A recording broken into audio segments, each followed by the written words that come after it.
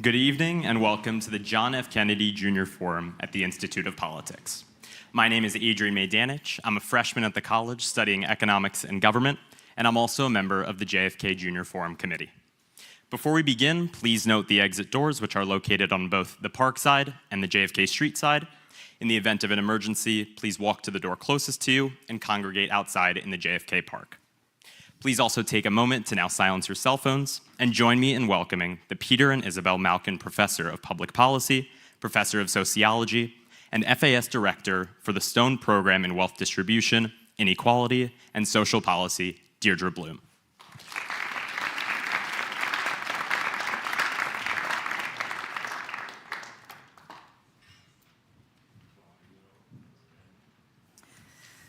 Well, thank you and welcome everybody to today's special event at the Forum. I'm really delighted to have the opportunity to introduce our two speakers today, distinguished professors Robert Putnam and David Ellwood. Robert Putnam is the Malkin Research Professor at Public Policy here at the Kennedy School, where he retired from teaching in 2018. Raised in small-town Ohio, he was educated at Swarthmore, Oxford, and Yale. He's a member of the National Academy of Sciences, a fellow of the British Academy, and he's a past president of the American Political Science Association. In 2006, he received the Schwitte Award, which is the highest prize in the world for political science. And in 2013, President Barack Obama awarded him with the National Humanities Medal, which is the nation's highest honor for contributions to humanity, which he received for, quote, deepening our understanding to community in America. Among other awards and accolades, he's received 16 honorary degrees from 8 countries. Before coming to Harvard in 1979, Professor Putnam served on the staff of the U.S. National Security Council, and he was also on faculty at the University of Michigan. He deigned to take a position there despite growing up in Ohio, which is a great thing. I was also a faculty member at the University of Michigan before I came here to the Kennedy School, and I can say that Professor Putnam's time in the Department of Political Science there was notorious for the many luminaries in the field that were on faculty together, including Robert Axelrod, Philip Converse, and Ron Engelhart, among others. But Harvard was lucky enough to recruit Professor Putnam away from Michigan. And here at Harvard, Professor Putnam served as Dean of the Kennedy School. He was Associate Dean of the Faculty of Arts and Sciences, and he was Director of the Weatherhead Center for International Affairs. He's provided advice for leaders on both sides of the aisle and on both sides of the Atlantic, including Presidents Clinton, Bush, and Obama, and Prime Ministers Blair and Cameron. His 2000 book, Bowling Alone, is arguably one of the most influential books published in social science in the last half century. In this book, Professor Putnam drew on a wide array of evidence to show that over time, Americans have come to sign fewer petitions, they belong to fewer organizations, they know fewer of their neighbors, they spend less time socializing with their friends, and they even spend less time with their own families. And his book revealed the multiple factors that help drive that decline in social capital, including changes in the organization of work, family, and technology. And the book has been cited, according to Google Scholar, an astonishing 87,000 times almost. That's really outstanding. But we're here tonight to show that Professor Putnam's work has had a big impact not only in the academy, but also far beyond it. And the documentary that we've seen tonight evidences of that fact. Actually, we screened the documentary last night. It's called Join or Die, if you weren't able to see it. It's streaming on Netflix now, so you're able to watch it in your own home, not in community, perhaps, which is too bad.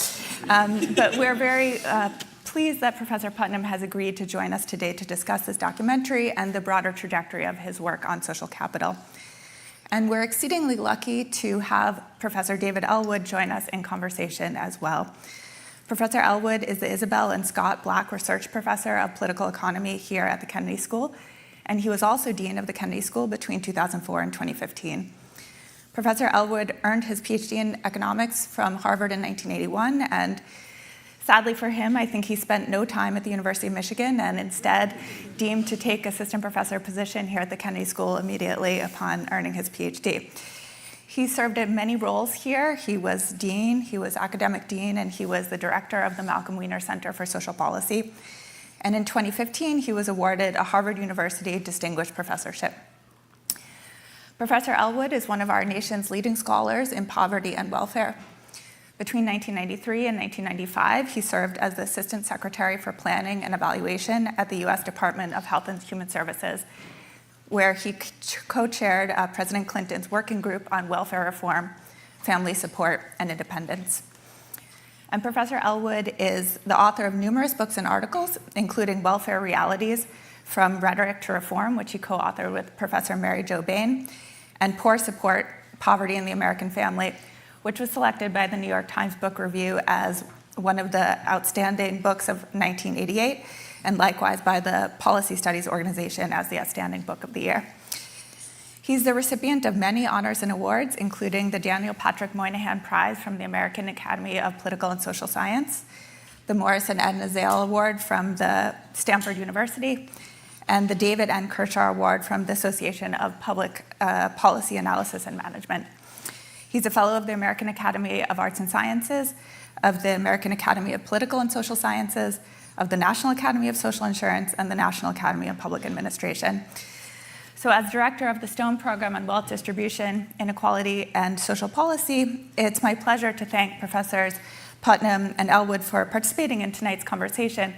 And I have to say that before I turn over the mic, I think that in this particular moment in history, in the US and around the world, it really couldn't be more urgent to be partaking in conversations around the key questions that have driven Professor Putnam's work.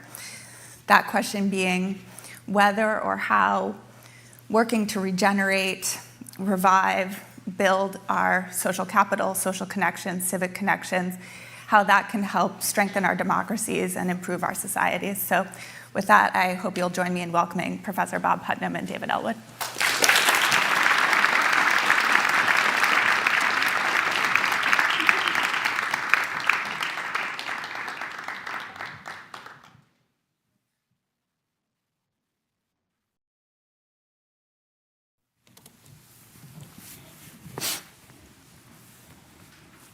Well, it's actually quite wonderful to be back, and though the time is perhaps not quite as wonderful as when in previous eras. And I couldn't agree more with what Deirdre just said. This is an extraordinary moment, and we have an extraordinary person who has thought long and hard and has said for a very long time that this nation was in trouble, not just depending on who'd won the last election. If you have not seen this movie, the new documentary about Bob and his work, by the way, it also includes a fair amount about Rosemary, his remarkable wife. And if you haven't, I really do urge you to look at it. I think you'll find a lot of inspiration. Even if you think you know Bob's work well, there's a lot of new insights. There's a brief trailer here that I'm supposed to introduce, and so that's the introduction. Trailer. This is Bob. Bob's a big fan of clubs. I belong to everything. That's my high school bowling team. I'm the tall one in the middle. And this is a film about why you should join one, and how Bob discovered that the fate of America depends on it. Harvard professor and award-winning writer Robert Putnam. You've been described as the poet laureate of civil society. Robert D. Putnam, for deepening our understanding of community in America. He made people pay attention to a concept that most people had never paid attention to. Social capital. Social capital. Social capital. Social networks have value. I'd like to call on Professor Robert Putnam, who gave us the concept of social capital. The number of people who know one another's first name, the number of people who take part in community organizations, the level of trust and reciprocity in the community. The places that have better government are the places that have a long history of social networks and social capital. Your chances of dying over the next year are cut in half by joining one group. Bowling Alone. Where'd you get the title? I happened to run into a friend who owned a bowling alley, and he said, gosh, Bob, you don't know it, but you stumbled onto the major economic problems facing my industry, because although more Americans are bowling than ever before, bowling is up in America. Bowling in leagues, bowling in teams is off by about 60%. Everything that reflects connections with other people are going down. How many times last year did you go to church? Down. How many times did you go to a dinner party? Down. How many times last year did you go to a club meeting? In barely a couple of decades, half all the civic infrastructure in America had simply vanished. It's equivalent to saying half of all the roads in America just disappeared. Everyone has a feeling something's happening, but then he's got charts to actually show what's actually happening. That was happening to people's sense of mutual obligation, to their understanding about the common good, to their willingness to trust their neighbor. It's no longer going on because people are bowling alone. The book Bowling Alone, which you're familiar with, by Robert Putnam. The activity may still be going on, but there's no social capital being built. That decreases the trust we have in one another. How lonely Americans are, how divided. You know, he may have been onto something. We have to see loneliness as a threat to our health security and to our overall national security. We are trying something that hasn't been done before, which is growing and sustaining a multiracial democracy. Politics and policy ultimately depends on the social health of our country. Organization, connections with other people is the only way you get big change. Democracy is a pain in the ass. If it was just easy, no one would have to go to a meeting and it would all just be fair and easy. You should join, your kids should join, and if there's not an organization you want to join, create one. America doesn't have to be the kind of America that you've lived in your whole life. You could decide to change history.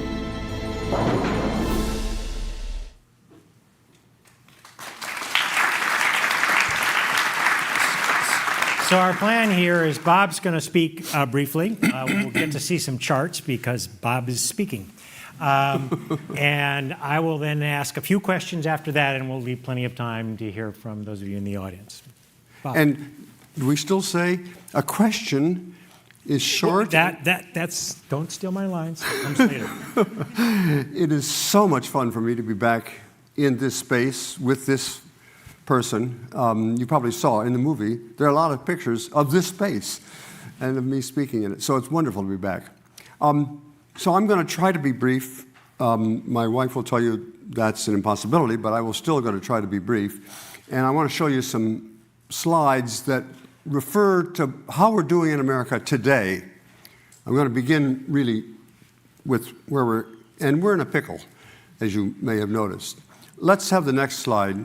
And I want to start by saying that the election of 2024, the one we just had, was contrary to what a lot of people, especially in the administration, are saying, completely normal. It was not a landslide. And you have on the slide there a number of real landslides, the New Deal landslide, the LBJ landslide, the Reagan landslide, and then we have what was not at all a landslide, and with no mandate. And secondly, it was normal. It was a normal election because it was about economics, and almost always elections are about economics. And economics, sometimes goes up, sometimes goes down. It happened to be the economy was not quite in good enough shape for Biden and then Harris to win. It's pretty likely, I think, that it won't be in good enough shape for even for the Democrats, for the Republicans to win the midterm. So it was a normal election. And in that sense, I'm kind of optimistic. But, and this is the more deeper point that I want to make, and it relates directly to several of my past works. If we have the next slide, America is, in fact, in deep trouble, despite the kind of optimistic line that I just read. First of all, Trump didn't create the problems we're in. He was a symptom. And you don't have to rely on me. It's astonishing that this is true, but Steve Bannon and J.D. Vance have both said that when they were planning the first Trump attempt to win power, successful attempt to win power, they read a book by a crazy Harvard professor, and that professor said there were parts of America that were socially isolated, and they reasoned correctly that social isolation made those people vulnerable to a kind of a populist authoritarian appeal. I don't want to go quite down that path to say that if only I'd thought ahead, I could have become Trump. No, I didn't. But it's not only do they say so and do I say so, but all the empirical research says that the best predictor of what individuals and what places support Trump is the degree of social capital or social connection. And this is where I want to now begin the serious part of the lecture. The real threat posed by the most recent election, and the real threat by what's happening right now in America, is not what's on the surface, but the fact that the underlying causes of that are still there, and they will still be there when Trump is long gone, unless we do something about it. And that refers to two features: the fact that the degree of social isolation, as we speak right now, is still growing. It's still getting worse.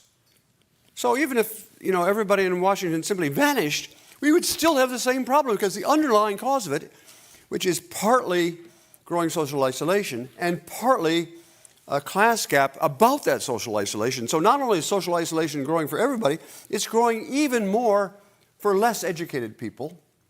And you may have noticed, you will notice if I go on a little bit, that's exactly what the election showed. Exactly what the election showed is that the people, and above all the working class in America, who are isolated, that's why Trump won, and unless we fix it, we're going to get more and more Trumps forever. So let's have the next slide. And I'm going to try to be brief here. I'm drawing mostly on the book called The Upswing, which is my last book, written jointly with a former student of mine and now a co-author, Shailene Romney Garrett. Brilliant she is, and I want to make sure she gets full credit for this book.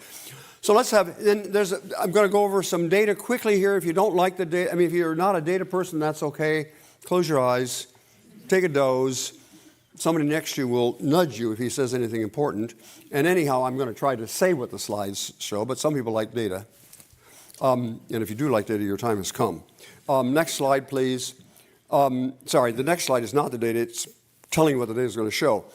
We're going to look at data about political polarization, about economic inequality, about social isolation, and about cultural self-centeredness. And there's going to be a quite striking pattern.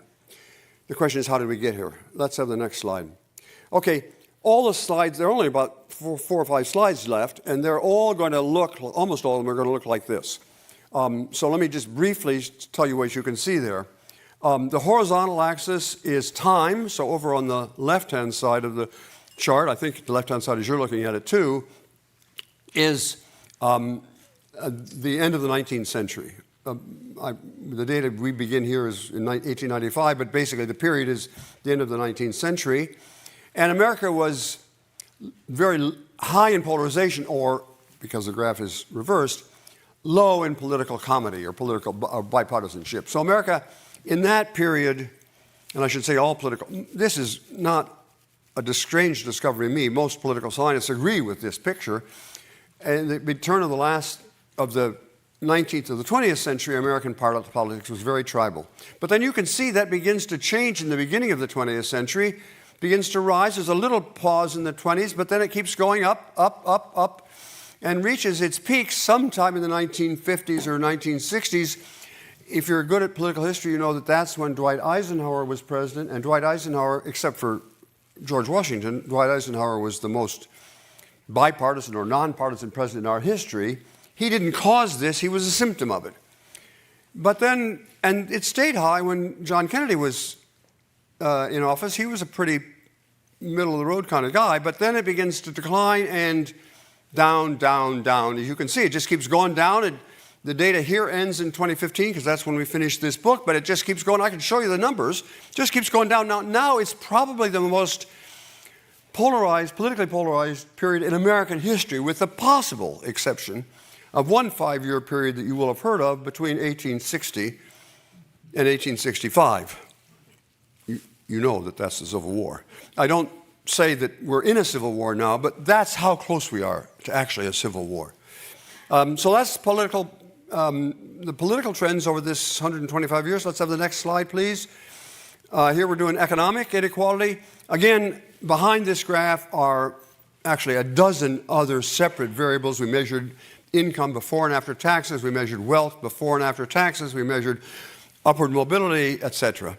And so the basic graph, same kind of graph, basically, and recognizably the same graph, actually.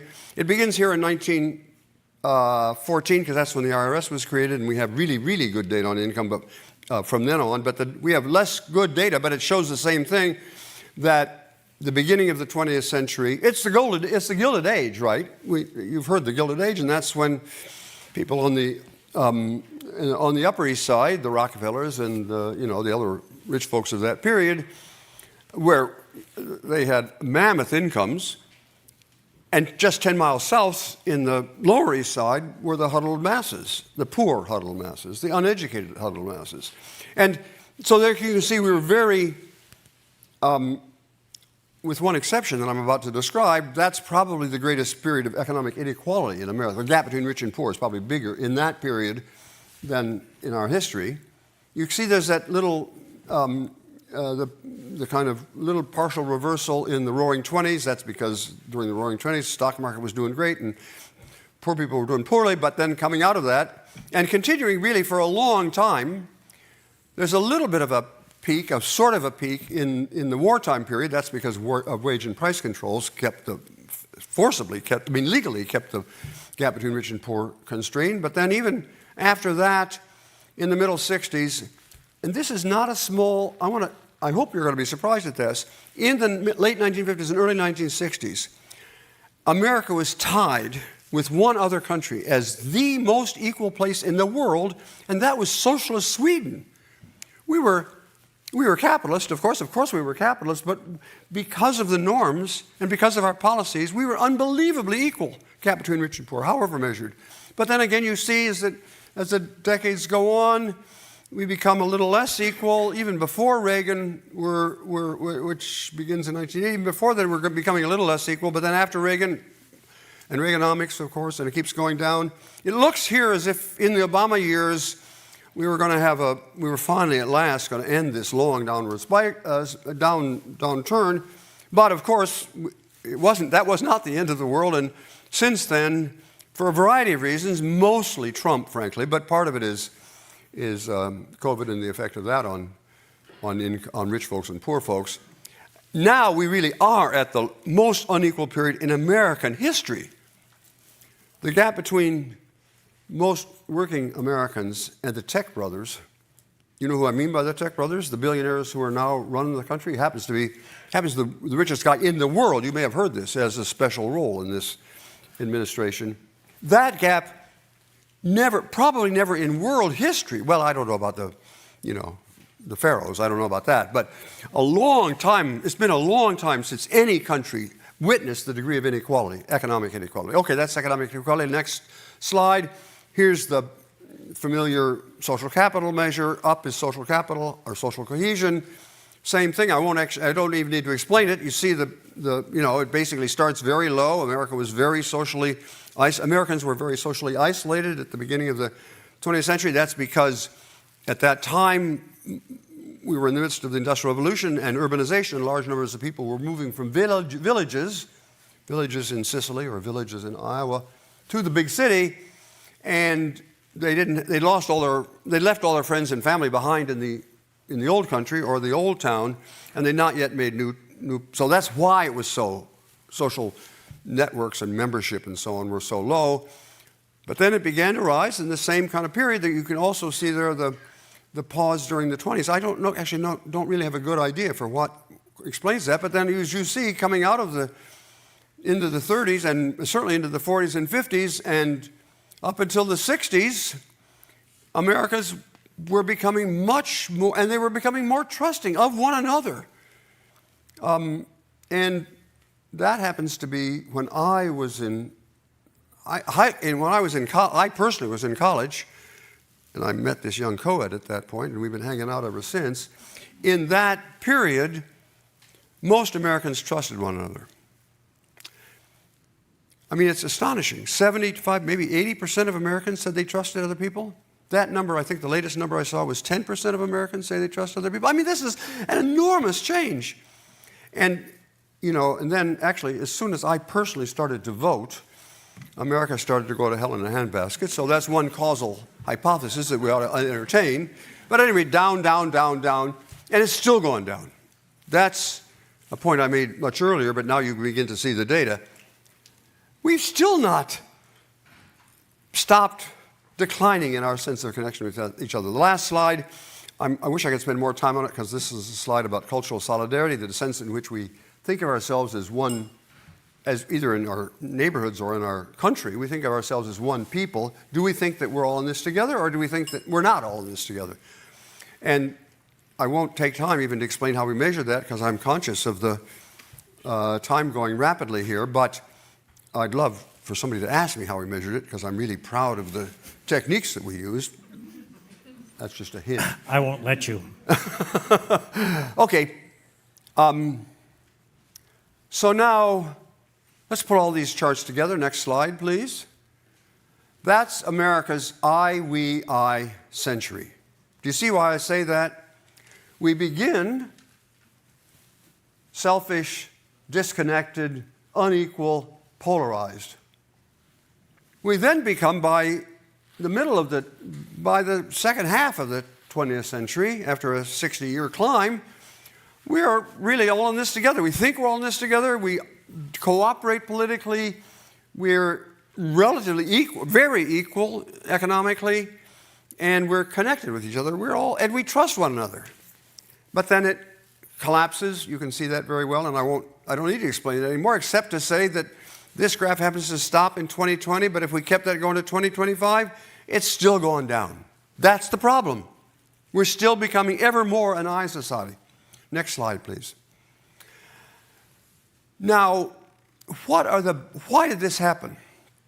And I'm now going to draw, I'm not going to show many, I don't think I'll show any more slides here, but I'm now going to draw on the book, The Upswing, from which many of these graphs were drawn, and I want to just explain how we come to the conclusion, Shane and Romney Garrett and I, that these are the big takeaways.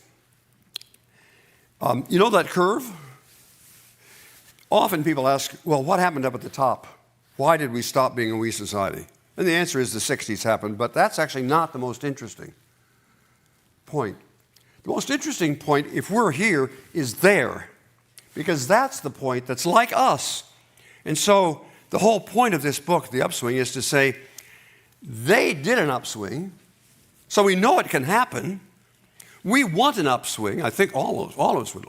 Probably almost all Americans would like a better society, more equal, more connected, etc. Well, maybe not Musk, but everybody else would like that kind of we society.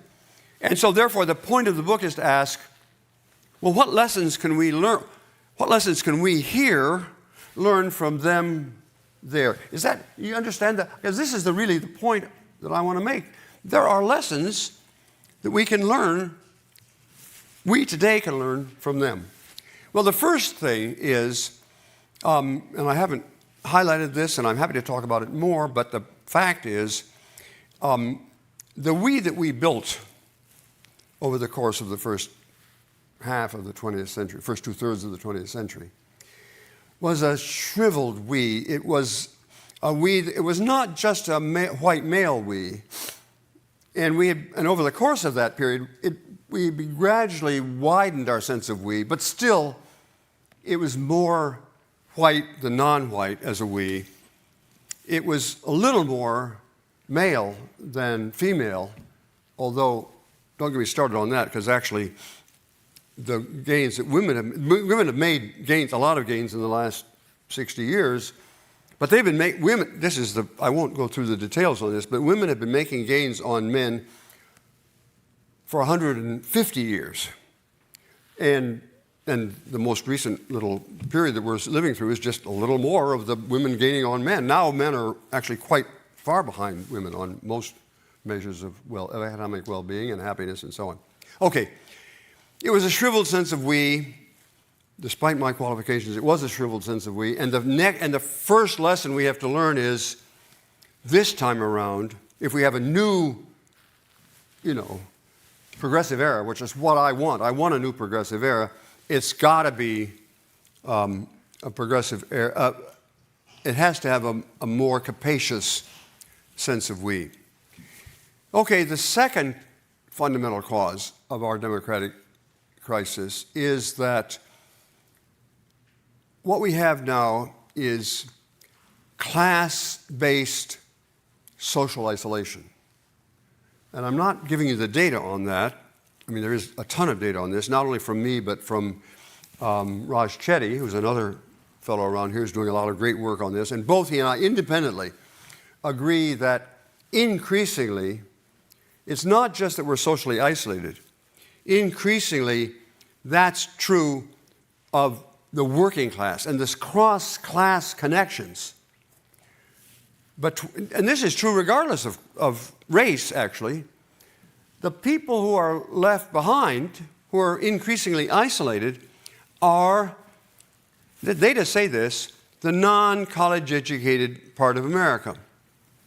And the people who are a little less connected than they used to be, but still they're doing okay, are the college educated. Raise your hand if you have a college education or you're getting one right now. Can I see your hands? Okay. So you are you're typical of what's happening in America, but you're very atypical of America.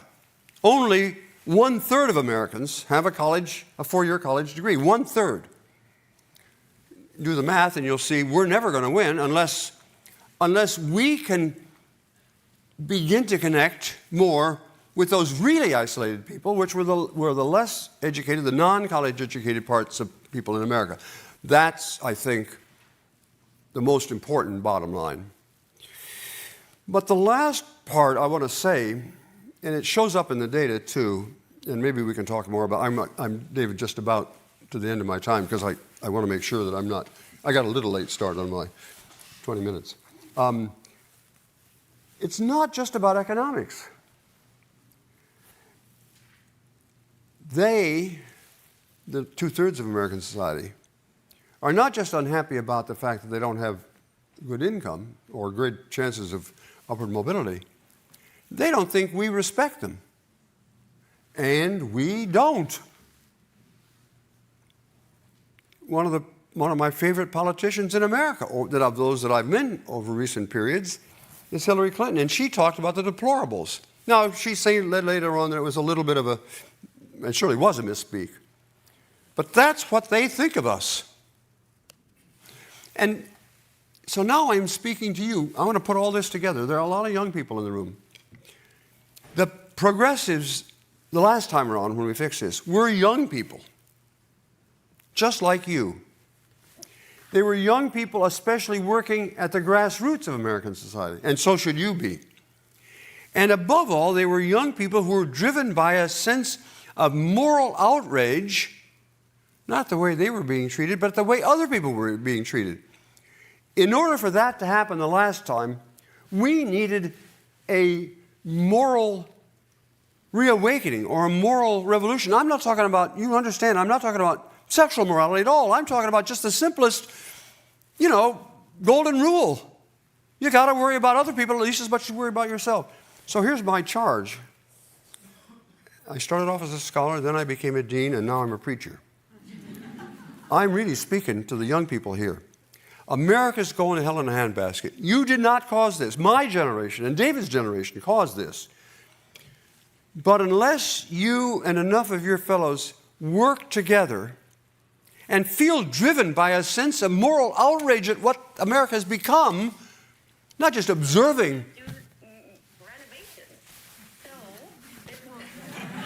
I think the solution may lie in technology. I'm not certain.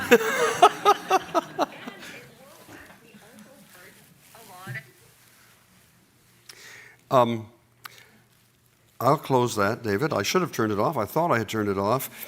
I can just report, it was the Canadian foreign minister complaining about, well, you can guess what she's complaining about. And it did sort of upstage my altar call. Over to you, David. Thank you. Bob, that's terrific, and I'm going to ask you to hold your applause until the end. But the main thing I would just like to say is Bob has been right when everyone else has been wrong. There have been times when he was saying these kinds of things and the Berlin Wall was coming down and, Nelson Mandela was being freed and the world's now, my gosh, democracy has won. And he was saying, no, it's getting worse. People aren't connected. So my first point is just this is serious stuff, and there aren't very many people that have been right the whole way through. He's very happy to tell you about that. Bob, the question I wanted to ask you about, by the way, I love this new book. If you've read Bowling Alone, it probably had a huge impact on you. Read this other one, because this one, The Uprising. Upswing, sorry. Maybe I'm wishful thinking. Yeah, right. The Upswing, thank you. Because it gives a different kind of hope. It's easy to say, oh my gosh, the world is going to heck in a handbasket. We always hear people say that. But this said, yeah, it was this bad. In fact, I'm going to spoil the book by saying it opens with a long section about how everything is bad and how it's wrong with the world. The rich are just, they don't care. On and on and on and on. And they said, by the way, I'm talking about the Gilded Age.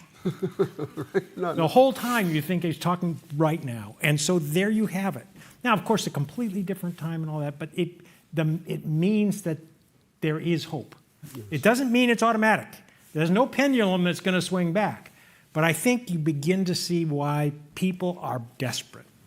So what I want to ask you about, though, because I was really struck by your I, we, I description. Mm-hmm. And it triggered in me something as you know, as Bob knows, period after I was dean, I was asked by the Gates Foundation actually to lead a group of mucky-mucks from scholars to business people and so forth, to ask the question, what would it take to dramatically increase mobility from poverty? And I think the best thing that came out of all of that, I'm proud of it and so forth, but we said, well, what do we mean by mobility?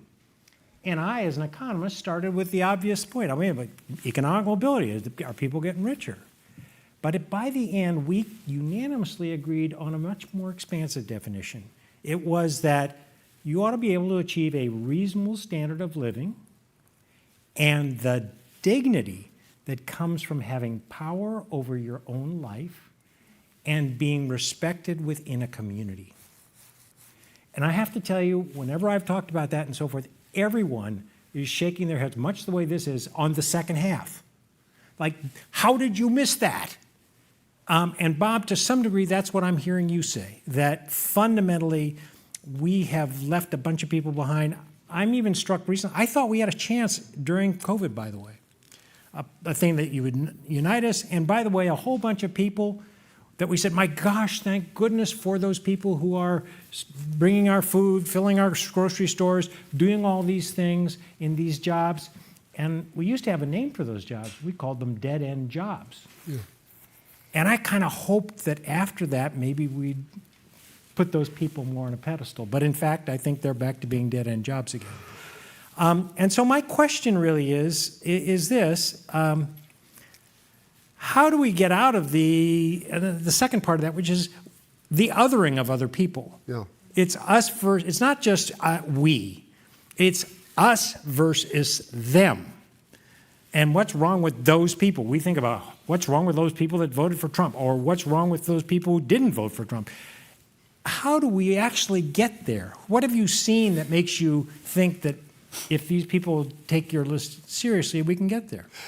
So can I just tell a story? I mean, I got all sorts of data, but I just want to tell, we got short time, and I just want to tell you a story. Some parts of the story you will know. A couple of weeks ago, Rosemary and I happened to be down in Washington Square, which is in Lower Manhattan.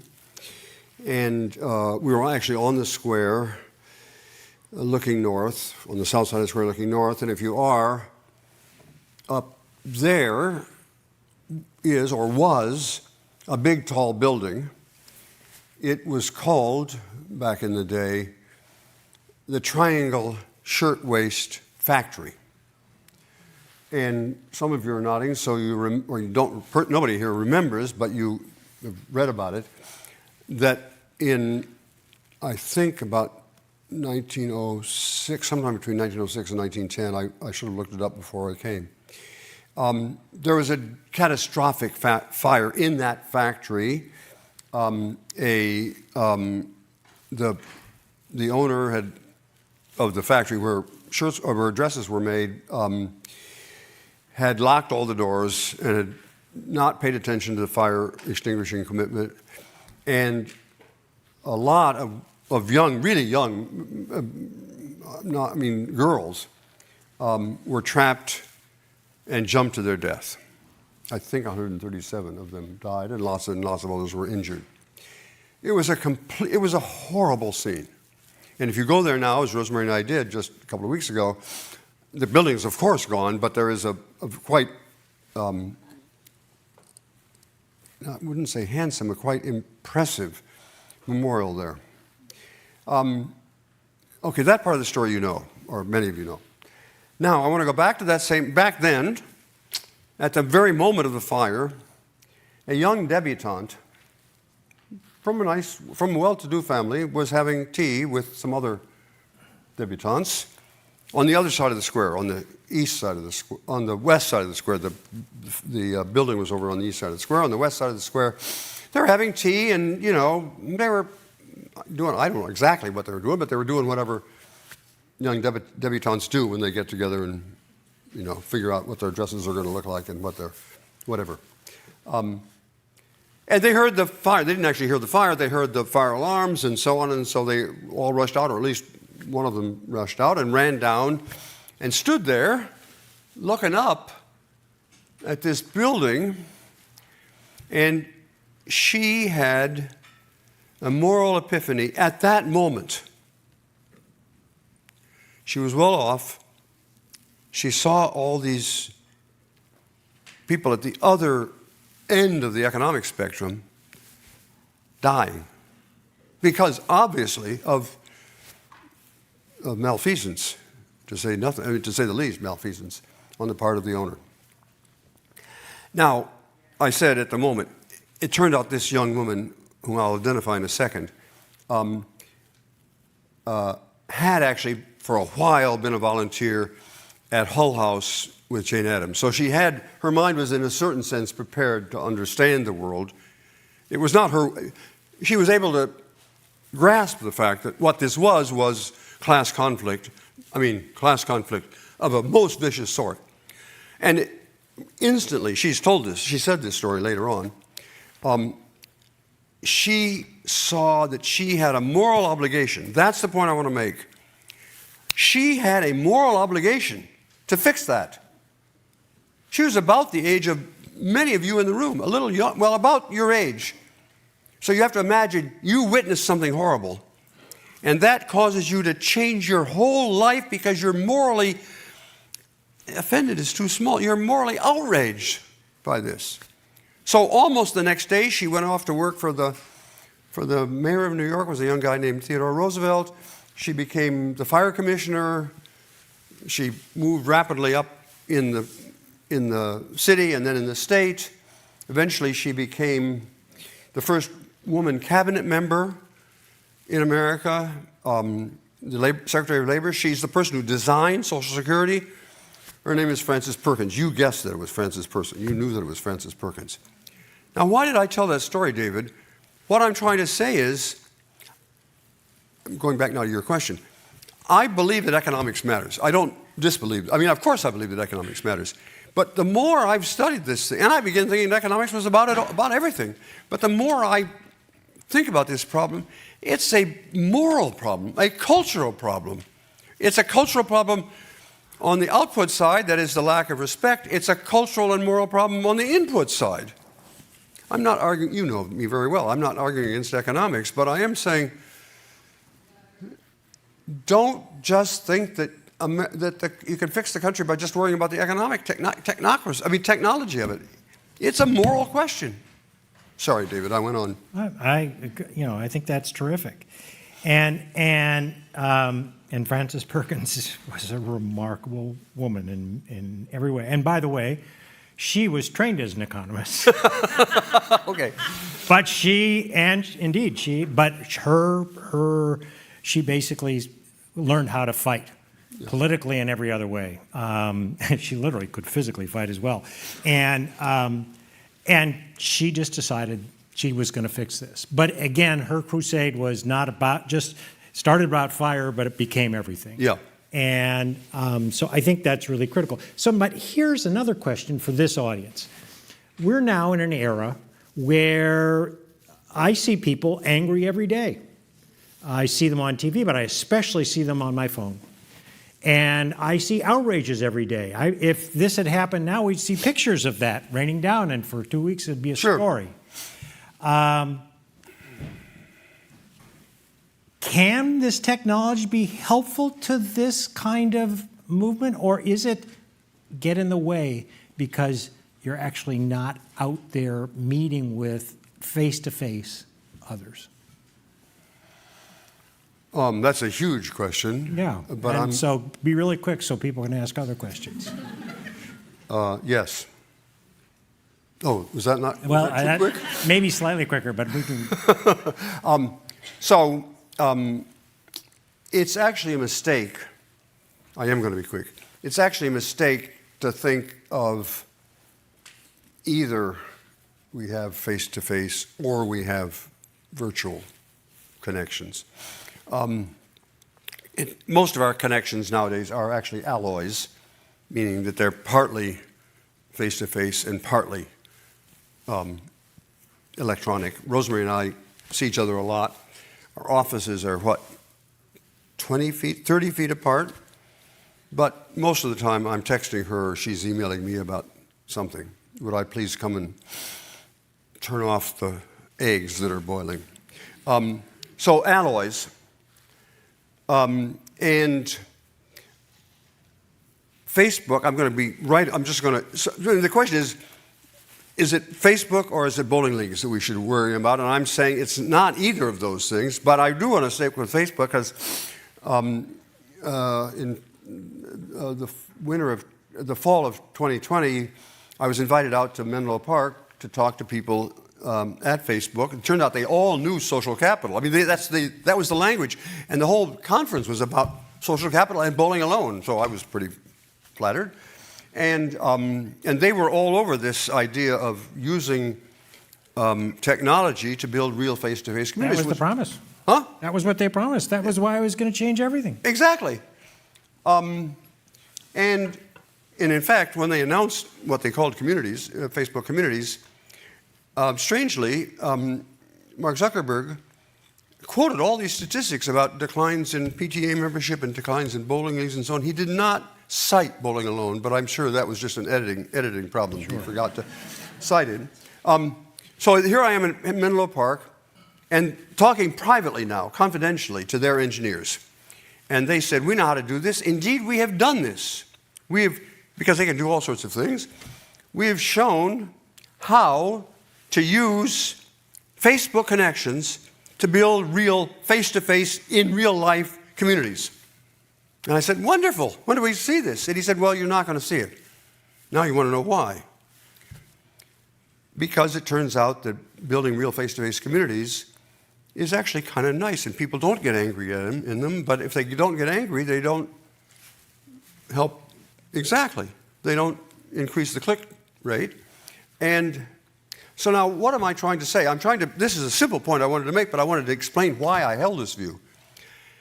Deciding how to get the right alloy here is not a technological problem. We do know how to use virtual community to enhance real community. It's a business model problem. It's a great answer. All right, we do have time for some questions. So there are microphones in 4 locations, here, and then up a couple steps up. I just want to remind you, this was the line you tried to steal from me. I want to remind you what a question is at the Kennedy School. First, you start by identifying yourself. Second, you have one short thought so that other people can ask questions. And finally, it should end with a question mark. So from there, please line up or whatever, and I'll start, and I'll just go right around. Start right over here. Thank you so much for being here, Professor. Thank you. My question is about union membership and the relationship people have to work in the new age. I know in Bowling Alone you track union membership and it's continued to go down in the past few years. Can you speak a little bit more about in the post-COVID age, how working virtually and hybrid has really changed our relationship to the workplace and to communities around labor? Yeah, first of all, could I underline the premise of your question? Union membership is not the only kind of group membership that I talk to, but it is a very important one. Statistically, it was the first thing to turn. It was the first organizations to start going up back in the day, back in the 1910s and so on, before bowling leagues or all the others, was unions. And the first to start going down in the late 1950s was unions. So it's more than just one more example of organizations. And secondly, it's not just unions at their best are not just bargaining agents. They are actually groups of people who get together and share solidarity. Solidarity now, solidarity forever. That's the point.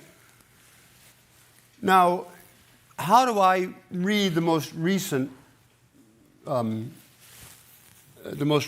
evidence on unions? By the way, if you actually do see or have seen the movie Join or Die, a union group of actually Uber, or I guess it's Uber drivers, is one of the examples that's followed at some length in the film.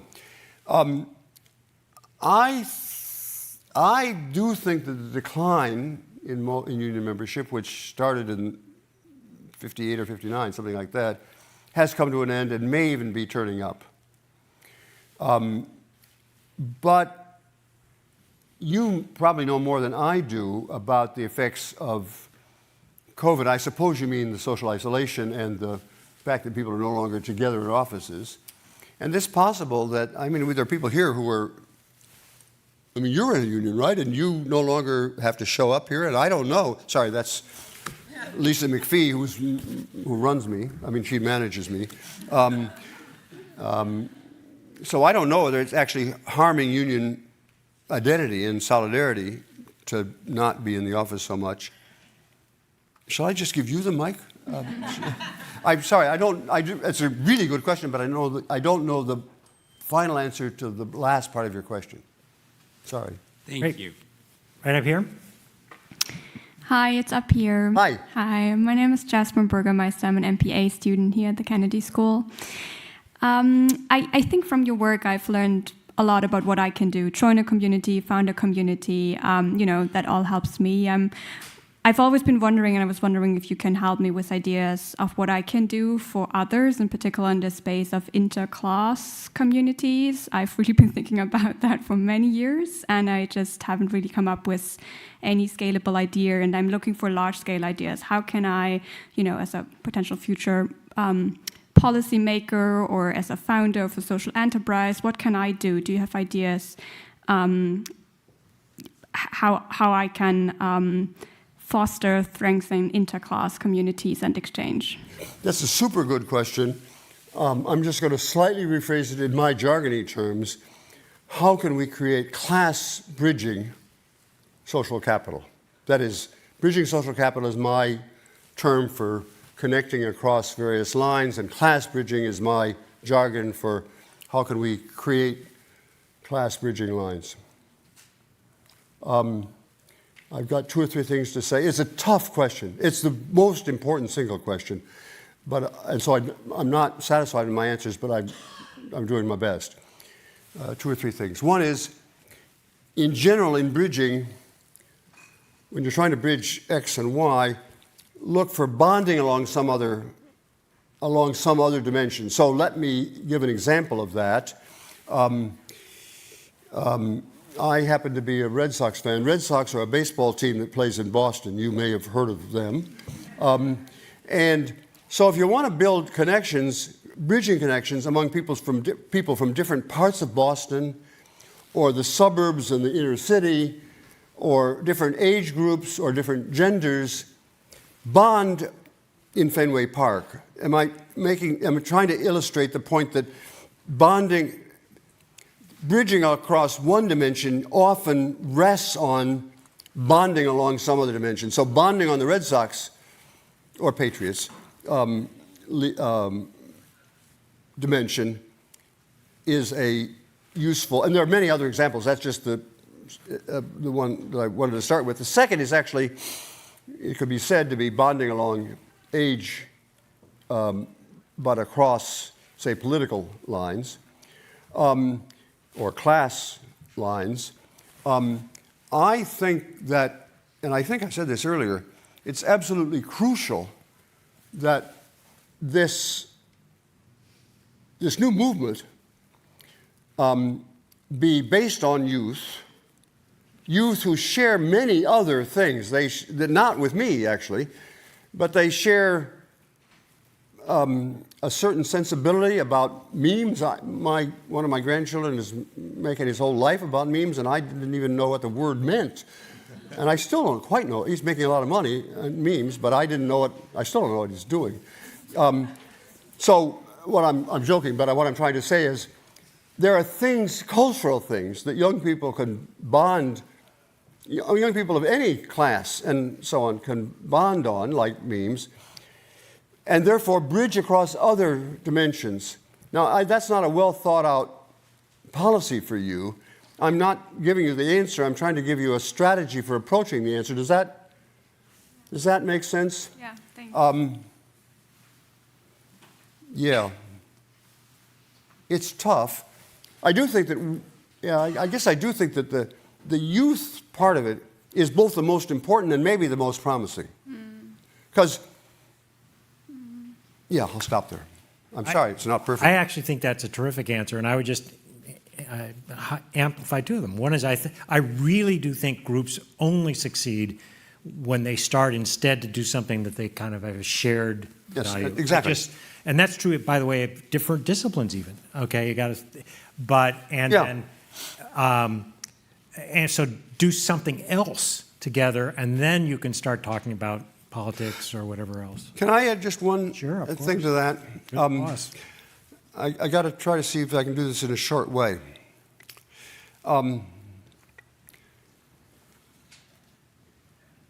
Any social capital innovation to be successful can't be spinach. That is, you can't, if you want to get people together to do things, or to even, if you want to get people to do great public service things, it can't be just let's do public service day. I mean, I had a public service day, you had a public service day, I'm sure the current dean has a public service day, not least because he's a former student of mine. So public service days are great, but it's got to be fun. It can't just be you're doing it because it's a good thing to do. And I'm going to quickly go to my favorite example of this. There is now, and there was 125 years ago, what was called the boy problem. The boy problem was that there are lots of unattached young men roaming around, forming gangs. That was true back in 1905, and it's true today. And you may have noticed that a lot of violence in America today is coming from unattached young men.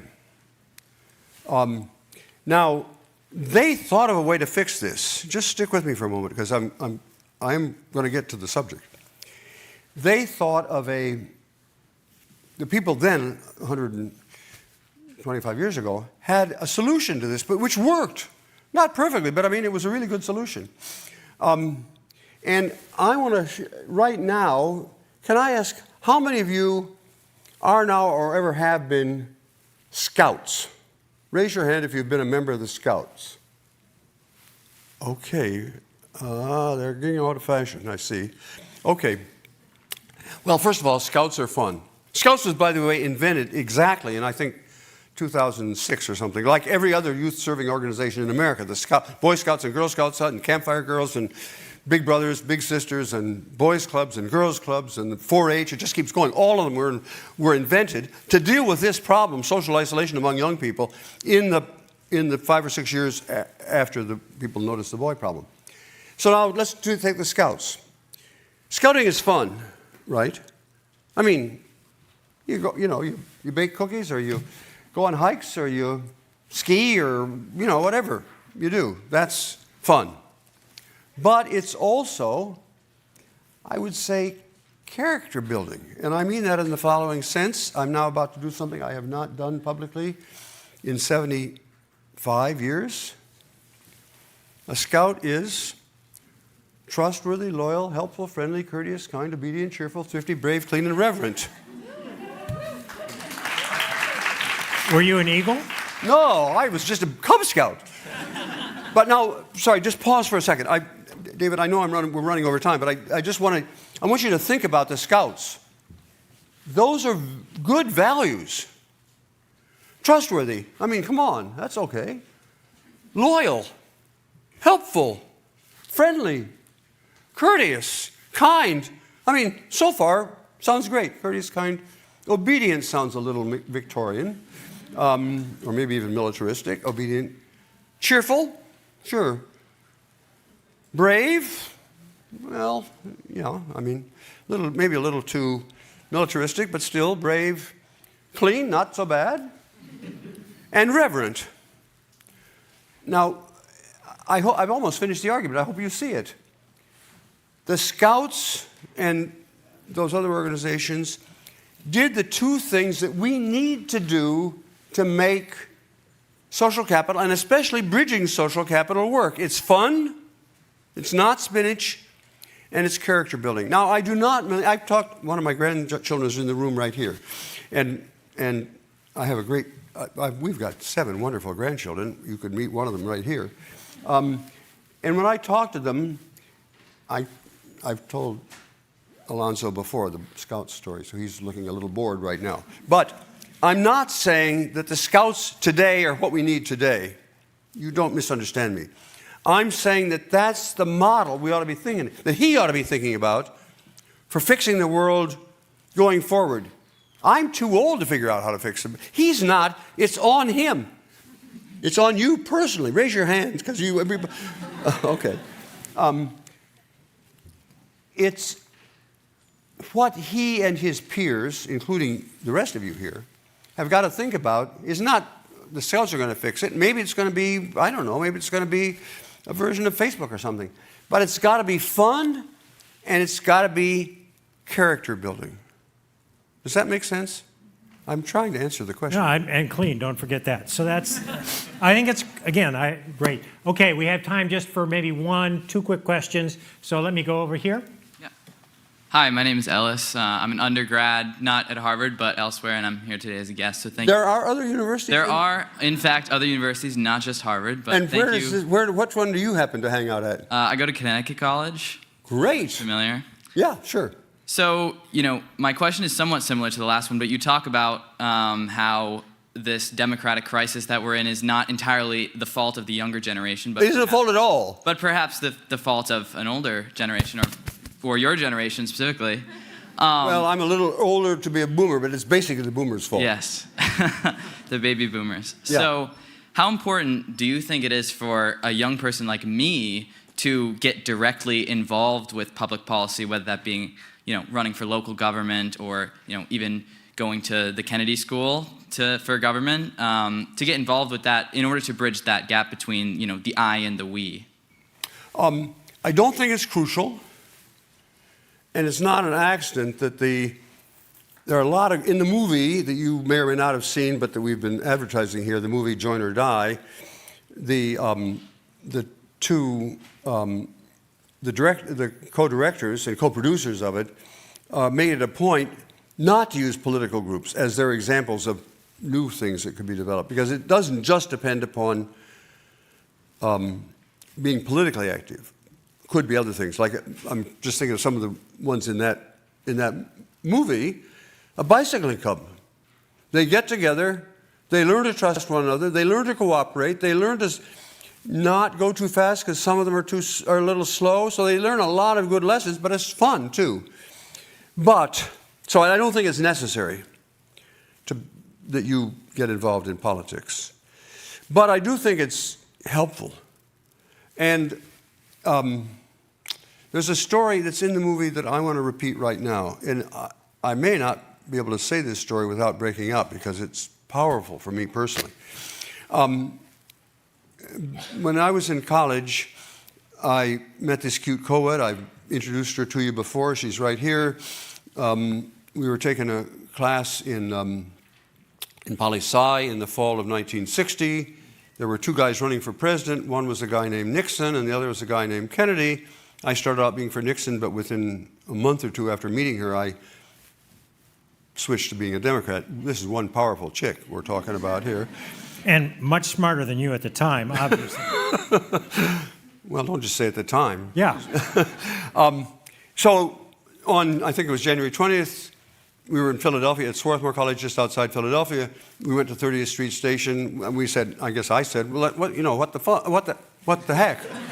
We can, take the train down from 30th Street Station and go down to Washington, and we did. It was a very snowy day. We stood in the crowd. It was, at that point, the inaugurations were on the east front of the Capitol building, facing the Supreme Court. I could take you now to the tree under which she and I stood at that time. It's now way larger than it was. We have done this. It's way larger than the tree when we stood under it before. And we heard him say, this is a sign that's all over this place. Ask not what your country can do for you.